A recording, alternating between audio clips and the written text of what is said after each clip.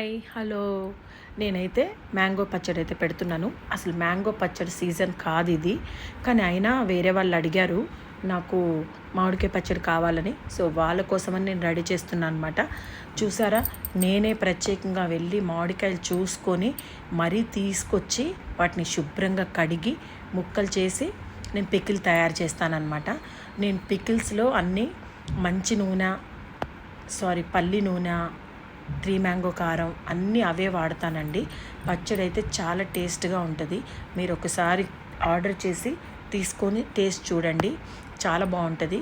మన పెద్దవాళ్ళు ఇంట్లో పెట్టినట్టే ఉంటుంది అనమాట పచ్చడి. మీరైతే ఒకసారి ట్రై చేయండి.